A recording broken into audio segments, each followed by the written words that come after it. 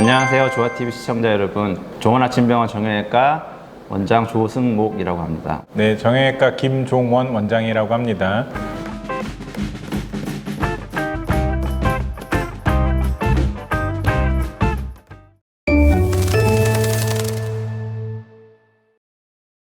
오늘 저희 퇴행성 관절염을 치료하는 인공관절 치환술에 대해서 말씀드리고자 합니다. 어떤 환자들한테 시행하고 어떻게 수술을 하는지 간단하게 설명 좀 부탁드립니다. 네, 제가 모형으로 보면서 설명드리도록 하겠습니다. 오다리라고 많이 얘기하죠. 다리가 이렇게 똑바른 게 아니고 이렇게 안쪽으로 휘어지게 되세요. 이제 그렇게 되면 이 안쪽에 있는 연골이 다 닳게 되면서 뼈끼리 이제 부딪힌다고 그러죠. 환자분들이 오셔서 제일 많이 얘기하시는 게 그 뼈끼리 닿는 느낌이 들고, 그리고 걸을 때마다 너무 통증이 심하다고 얘기를 많이 하세요. 그래서 모든 환자들을 저희가 인공관절을 하는 건 아니고요. 저희가 65세 보통 이상의 고령 환자인 경우에 그 인공관절 수술을 많이 고려하게 됩니다. 특히 관절염 단계를 크게 4단계로 나누게 되는데요. 아까 얘기한 오다리 변형이 오면서 연골이 다 닳아서 뼈끼리 닿는 순간을 저희가 보통 4단계라고 많이 얘기를 해서 보통 모형을 보고 또 저희가 많이 말씀드리는데, 이렇게 위에 앞쪽으로 금속을 씌우고 또 아래 무릎에다가도 금속을 씌우고, 결국 연골이 없기 때문에 이 플라스틱이 저희가 연골 역할을 하게 돼요. 그래서 결국은 이게 인공관절의 수명을 많이 결정하게 됩니다. 근데 요즘은 정말 기술들이 많이 발전해서 저희가 꼭 필요한 환자들에게 시행을 하면 굉장히 좋은 효과를 보는 것 같습니다. 그러면 인공관절 수술은 보통 시간이 얼마나 걸리나요? 네, 그 시간을 굉장히 많이 궁금해 하시는데, 또 저희 조은아침병원의 장점이기도 한데요. 저희는 전신 마취를 될 수 있으면 안 하고 척추 마취라고 해서 하반신 마취만 진행하게 됩니다. 장점은 아무래도 위험성이 훨씬 낮고요. 대신 환자분이 겁내지 않게 저희가 수면을 유도해서 주무시게 하기 때문에 수술하는 순간을 기억하진 않으세요. 대신 저희가 시간은 한 2시간 반에서 3시간 정도 걸리는 걸로 예상하고 있습니다.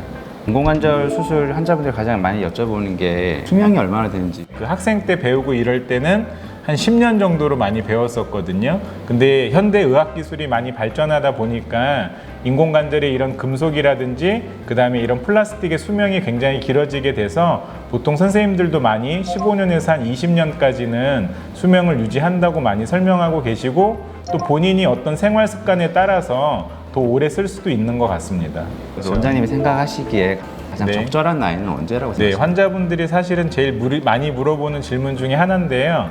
말씀한 대로 요즘에는 평균 수명이 길어지다 보니까 예전에는 65세 이상일 때 많이 진행을 했는데, 저희가 요즘 생각할 때는 65세에서 한 70세까지는 그래도 좀 살릴 수 있으면 살리는 방향으로 가고, 그래도 어쩔 수 없을 때 지금 제 기준으로는 뭐 한 65세에서 70세 정도 되는 것 같습니다.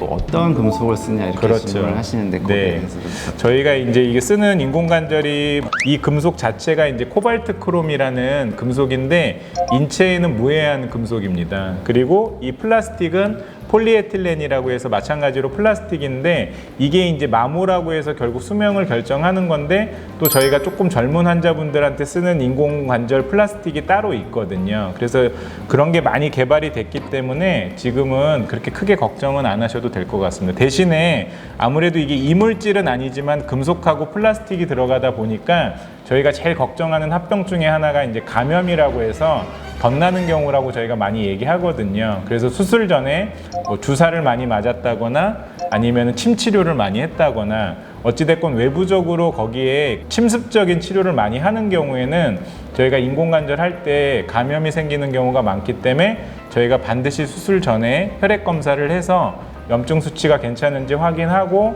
그리고 저희가 수술을 진행하는 편입니다. 금속이 좀 무겁잖아요. 네. 정말 이것 때문에 무거운 건가요? 근데 환자분들이 이제 느끼는 정도인데요. 이게 실제 저희가 느끼는 그램은 그렇게 크진 않기 때문에 그렇긴 한데, 아무래도 환자분은 금속을 더 씌우고 그 다음에 이제 플라스틱이 들어갔다고 생각하시니까 무겁다고 생각을 많이 하시죠. 그래서 그거를 이제 극복하려면 저희가 이제 근력 운동을 많이 하라고 하죠. 평지 걷는다든지 실내 자전거라든지, 또 아쿠아도 굉장히 좋은 근력 운동이 됩니다. 그러면 인공관절 수술 후에 재활은 보통 어떻게? 재활도 많이 물어보시는데, 저희가 이제 CPM이라고 해서 구부려주는 기계가 있습니다. 수술 후 이틀째부터 바로 진행을 해서 CPM이라는 기계를 이용해서 저희가 많이 도와드리고, 또 물리치료 선생님들이 재활치료라고 해서 같이 도와드리면서 각도는 굉장히 많이 나올 수 있게 도와드리고 있습니다. 합병증이라든지 또 주의해야 될 점 이런 것 좀 설명 네, 부탁드릴게요. 저희가 이제 제일 많이 신경 쓰는 건 아까도 얘기했지만 감염이라는 합병증을 가장 조심해야 되고요. 또 인공관절이 들어가다 보니까 뼈가 약하신 분들은 또 골절이라고 해서 그 주변 부위가 잘 부러지십니다. 그래서 저희가 골다공증 치료를 같이 동반해서 하고요.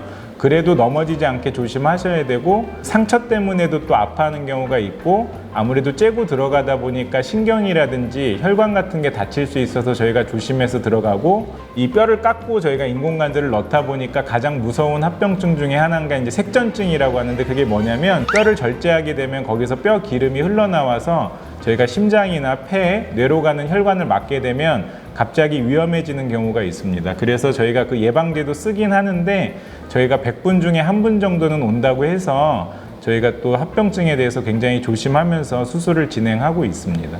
환자들한테 뭐 해주실 말씀이 있어요? 제가 꼭 환자분들 오시면 꼭 하는 말이 있는데요. 저희가 아무리 인공관절 수술을 잘 해드려도 자기 무릎만은 못 하거든요.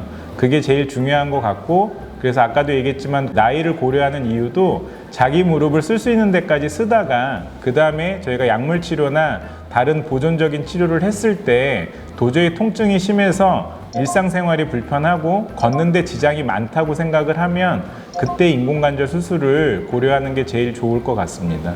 영상이 도움이 되셨다면 구독, 좋아요 부탁드립니다. 궁금하신 내용이 있으면 댓글 달아주시면 저희가 직접 답변 남겨드리겠습니다. 여러분의 내일도 좋은 아침 되시길 바라며 오늘 여기서 마치도록 하겠습니다. 네, 좋은 아침 되세요.